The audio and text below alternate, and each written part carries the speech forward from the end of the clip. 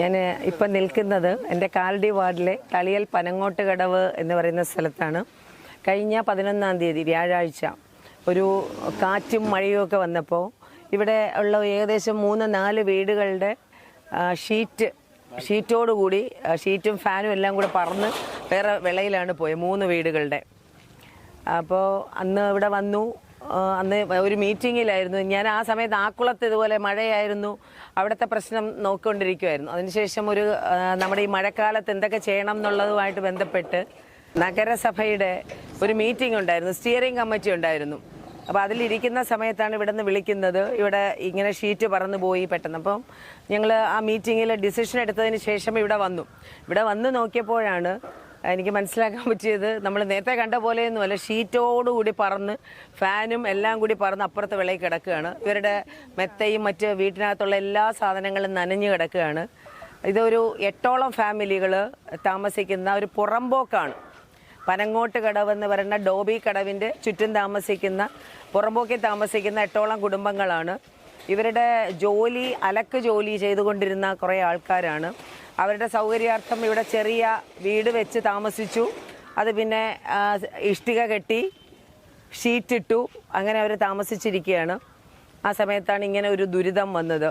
അപ്പോൾ എന്ത് ചെയ്യണം എന്നറിഞ്ഞുകൂടാത്തൊരവസ്ഥയിൽ ഞങ്ങളെല്ലാവരും വന്ന് നോക്കി.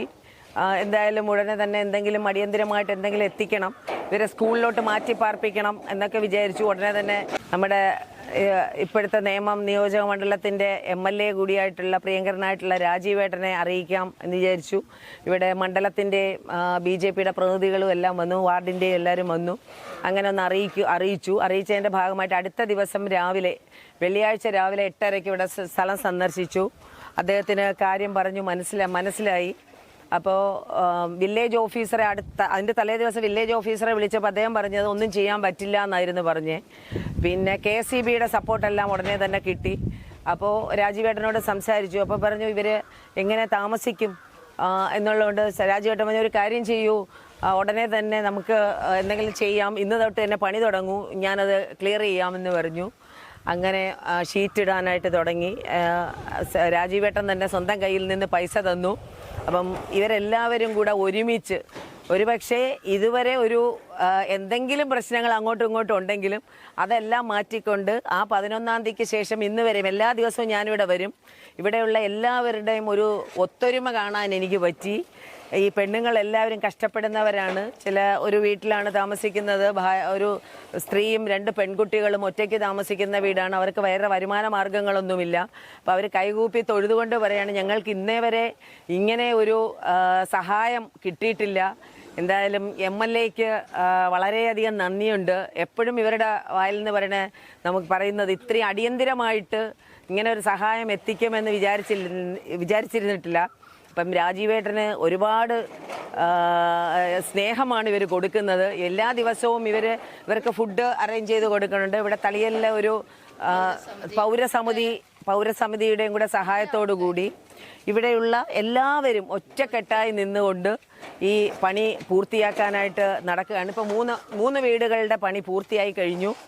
ഇനിയും കുറച്ചുകൂടിയൊക്കെ ചെറിയ ഇതുണ്ട്. അത് നമ്മുടെ ജനങ്ങളുടെ ഇവിടുത്തെ BJPയുടെ ആൾക്കാരും എല്ലാവരും കൂടെ ചേർന്നുകൊണ്ട് ചെറിയൊരു ഫണ്ട് സ്വരൂപിച്ചുകൊണ്ട് ബാക്കിയും കൂടെ ചെയ്തു കൊടുക്കുക എന്നുള്ള ഒരു കടമയിലാണ് നിൽക്കുന്നത്. അപ്പം എല്ലാവരുടെ സഹകരണവും കാലടി വാർഡിൽ ഒരു രാഷ്ട്രീയമില്ലാതെ എല്ലാവരുടെയും ഒത്തൊരുമയോടുകൂടിയുള്ള ഒരു പ്രവർത്തനമാണ് ഇവിടെ കാണുന്നത്. മേയറും പറഞ്ഞിട്ടുണ്ട് എന്തെങ്കിലും കാര്യങ്ങളുണ്ടെങ്കിൽ പറഞ്ഞാൽ മതി, അത് ചെയ്യാമെന്ന്. കഴിഞ്ഞ വ്യാഴാഴ്ച, അതായത് 11-ാം തീയതി 2 മണിക്കാണ് ഈ സംഭവം നടന്നത്. ഇവിടെ ഒരു വീട്ടിൽ മാത്രമാണ് ഒരു കുട്ടി ഉണ്ടായിരുന്നത്. പക്ഷെ ഞങ്ങൾ ഇവിടെ ഒരു ഫംഗ്ഷൻ ഉണ്ടായിരുന്നു. ആ ഫംഗ്ഷൻ കഴിഞ്ഞ് വന്നപ്പോഴത്തേക്കാണ് ഇത് കണ്ടത്. പക്ഷെ നമ്മുടെ നെഞ്ച് തകർന്നു പോയി അത് കണ്ടപ്പോൾ. ഉടൻ തന്നെ നമ്മൾ കൗൺസിലറെയും മറ്റുള്ള ആൾക്കാരെ എല്ലാം അറിയിച്ചു. അവരൊരു കൗൺസിലർ ഇവിടെ ഒരു മീറ്റിങ്ങിലായിരുന്നു. ഉടൻ തന്നെ 6 മണിയായപ്പോൾ വന്നു. MLA വന്നു. പിറ്റേ ദിവസം രാവിലെ 8 മണിയായപ്പോൾ MLA വന്നു. ഞങ്ങൾക്ക് വേണ്ട സഹായങ്ങൾ ചെയ്തു തരണമെന്ന് പറഞ്ഞു. അതുപോലെ തന്നെ ആ മനുഷ്യന്റെ നല്ല മനസ്സോ ഞങ്ങൾക്ക് ഉടൻ തന്നെ കയ്യിൽ നിന്ന് കാശ് മുടക്കി ഈ വീടെല്ലാം, ഞങ്ങളുടെ പോയ വീടുകളെല്ലാം പണിത് ഷീറ്റിട്ട് തന്നിട്ടുണ്ട്. പിന്നെ അതിനോടൊപ്പം തന്നെ ഇവിടുത്തെ ജനങ്ങളും അതിൻ്റെ ഭാരവാഹികളായ മണികണ്ഠൻ അങ്ങനെയുള്ള സഹപ്രവർത്തകരെല്ലാം തന്നെ ഞങ്ങളുടെ കാര്യങ്ങളിൽ ഒരു വിട്ടുവീഴ്ചയും ചെയ്തില്ല. എല്ലാവരും ഒത്തൊരുമയോടുകൂടി ഭക്ഷണത്തിനായാലും പിന്നെ വെള്ളത്തിനായാലും ഒന്നിനും ഒരു ബുദ്ധിമുട്ടില്ലാതെ ഞങ്ങളെ, അതോടൊപ്പം തന്നെ ഞങ്ങൾക്ക് താമസിക്കാൻ വീട്ടിന്റെ അടുത്തുള്ള ഒരു വീടും ഞങ്ങൾക്ക് തന്നു. ബാക്കിയുള്ളവരൊക്കെ അടുത്തടുത്ത വീടുകളിലാണ് താമസിക്കുന്നത്. 2 മണിയായപ്പം ശക്തിയായിട്ടുള്ള കാറ്റിൽ 3 വീടിന്റെ ഷീറ്റ് പോയി, കൂരകളെല്ലാം പറന്നുപോയി. 4ാമത്തെ വീട്ടിലെ കൂരയിൽ കൂടെ വലിയൊരു മരം വീണു, അതിൻ്റെ കൂരയും നശിച്ചു. കൗൺസിലർ വന്നു നോക്കിയിട്ട് അടുത്ത ദിവസം രാവിലെ MLA വന്ന് നോക്കി ഉടനെ തന്നെ പണികൾ പൂർത്തീകരിക്കണമെന്ന് പറഞ്ഞു. 3 ദിവസത്തിനകത്ത് പണി പൂർത്തിയാക്കണമെന്ന് പറഞ്ഞു. പിന്നെ മഴയുടെ കാലാവസ്ഥ മോശമായതുകൊണ്ട് ഇന്നൊരാഴ്ചയായത്. എല്ലാം നല്ല നന്ദിയുണ്ട് MLAക്ക്. കാര്യം പെട്ടെന്ന് ഇത്രയും ആരും ഇതുവരെയ്ക്കും ഇങ്ങനെ ഒന്നും ചെയ്തിട്ടില്ല. അതുകൊണ്ട് MLAക്ക് സാറിന് നന്ദിയുണ്ട്.